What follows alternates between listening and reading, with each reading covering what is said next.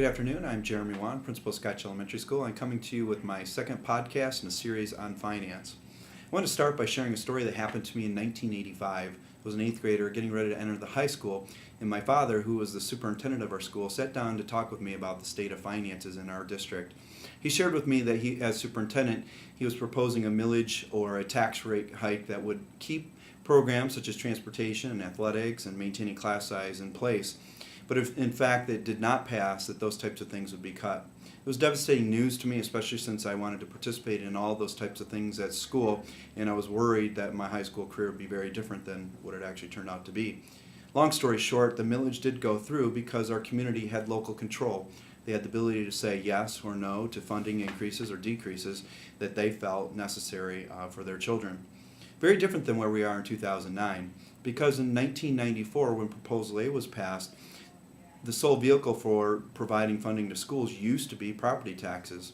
In 1994, when Proposal A passed, it shifted to a formula that included 42% of the budget coming from sales tax, 18% coming from your property tax, 17% from your income tax, 6% from small business tax, 6% from the lottery, and then there were some other small areas to balance out the budget. But in 1994, we effectively lost local control for our communities to say yes or no what they wanted in their schools.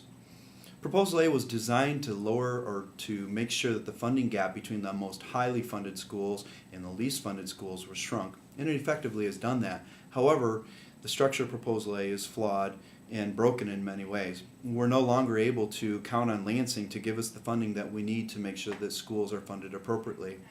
I would ask you that you continue to contact your governor and your legislature and explain to them that what we need them to do is to put funding for education first, or priority one. It's my opinion that if in fact schools were considered the epicenter of the state, which I believe they are, if they were to become negatively impacted, not only would the schools start to deteriorate, but the housing values in the community, the businesses that support that community would start to deteriorate, and thus the state would continue in an economic downturn, but at a much quicker rate than what it currently is. I would suggest to you that in contacting your legislature, you're suggesting to them, number one, in the short term, to not do these cuts that they're proposing, to refund us Section 20J money, and to make sure that schools are a top priority at the state level so that our children, who are going to be the leaders of the 21st century, are well prepared.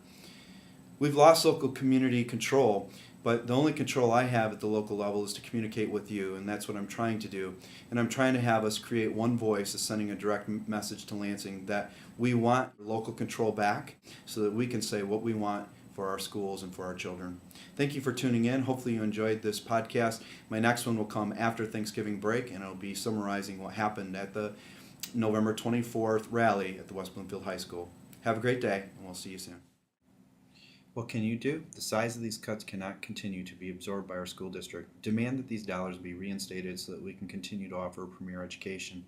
If the government can't make this happen, ask them to return part or all control to the local community so that we can decide what type of education program we want for our children.